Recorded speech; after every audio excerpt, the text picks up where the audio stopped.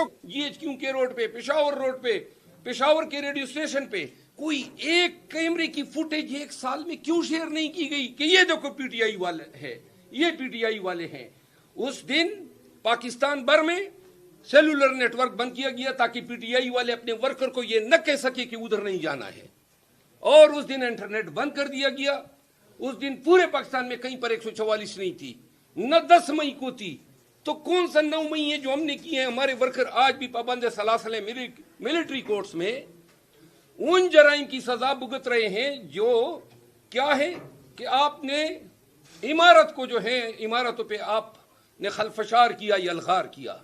और जिन माओं के बच्चे आपने मारे, जिनके बाप जो है वो कब्रों में गए, जिनके बच्चे आज भी यतीम हैं, और जिनकी आपने घरों में घुस घुस के आपने लोगों को रगीदा केंचा मारा, वो खैर है। आपके सामने सिविलियन के कोई हकूक नहीं है, पाकिस्तानियों की कोई हक डिग्निटी नहीं है। एक साल से आपने क़यामत सुखरा बर्पा की हुई है। कोई आवाज खोलता है मारते हो, पीटते हो। ओ भाई, इंसान हो के जानवर हो? आपकी तो कारकर्दगी बता दी है यूनाइटेड स्टेट्स डिपार्टमेंट के ह्यूमन राइट्स के, आपके 1 साल की कारकर्दगी का। बात यह है, ऐसे जबर और फिस्तायत के आलम में मेरा ख्याल है कि जीने से मरना ही बेहतर है। ये हालत क्या की हुई है मुल्क की? ये वो जनाब जिसको पकड़ लेते हो, भाई तुम भी एमएनए हो गए हो, मुंह उठा के आ जाता है, बैठ जाता है, वो तुम भी एमएनए हो गए। उन कमबख्तों को खुद ही पता नहीं होता है कि किसका कुरैफाल निकल आता है।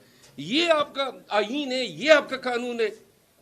और आज भी आपने देखा जो जिस तरीके से इन्होंने बिल अप्रूव कराया, टैक्स रिफॉर्म्स है, मैं उस पर बोलना चाहता था, स्पीकर साहब ने बात ही नहीं करनी दी।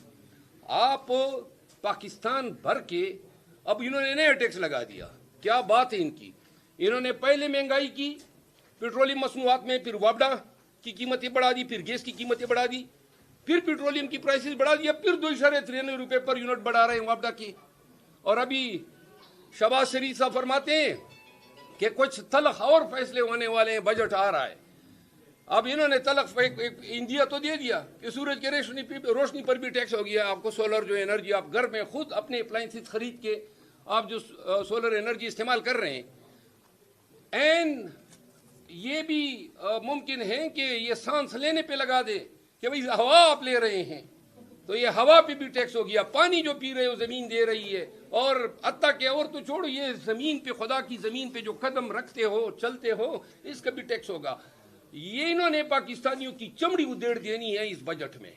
और खान भी कहते हैं और हम भी समझते हैं कि जून का महीना पाकिस्तान के लिए, पाकिस्तान की तारीख में सबसे अहम तरीन होगा, क्योंकि जो बाइडन जो है प्रैक्टिकली दुनिया भर में ये होता है 3 महीने पहले ही जाने वाले का इख्तिदार का सूरज गरूब हो जाता है।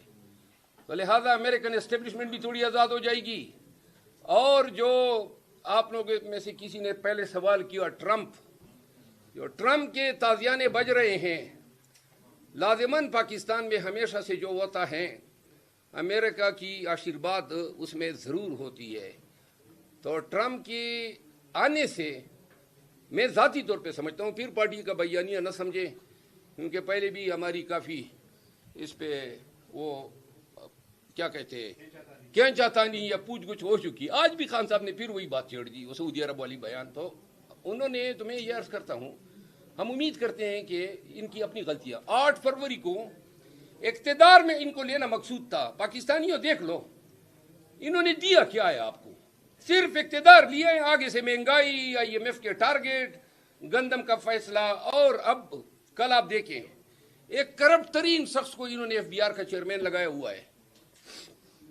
उन्होंने बावर कराया वज़ीर आज़म शहबाज शरीफ साहब को कि जी ये ट्रैक सिस्टम जो है ये PTI का एक गलत फैसला था और इसमें जो है इसकी इंक्वायरी होनी चाहिए। और जनाब शहबाज शरीफ साहब बगैर समझे कि ये ट्रैकिंग सिस्टम होता क्या है, उन्होंने कहा जी इसकी मैं इंक्वायरी कराऊंगा।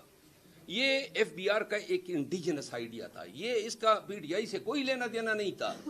और ये क्या था, ये जो सीमेंट है, सीमेंट के बैग्स पे इन्होंने बार कोड लगा दिया, जो टोबैको हैं उन पे उन्होंने बार कोड लगा दिया। बल्कि मुल्तान के जो छोटे टोबैको मैन्युफैक्चरर हैं उन्होंने इसको हाई कोर्ट में चैलेंज किया اور پشاور ہائی کورٹ نے ایک سٹے دے دیا. اگر وہ سٹے نہ ہوتا تو یہ ایک بڑا آئیڈیل یہ ہوتا. اب آگے سے انہوں نے کہا یہ جو آج ٹیکس ریفارم آیا, شہباز شریف کو بریفنگ دیتے ہوئے بی آر کے چیئرمین نے کہا کہ بھائی 3.5 ٹریلین یعنی کرب روپے جو ہیں وہ میں ہمارے پنسے ہوئے ہیں عدالتوں میں آپ کو نکال کے دے رہا ہوں 1.5 ٹریلین پی کے آر.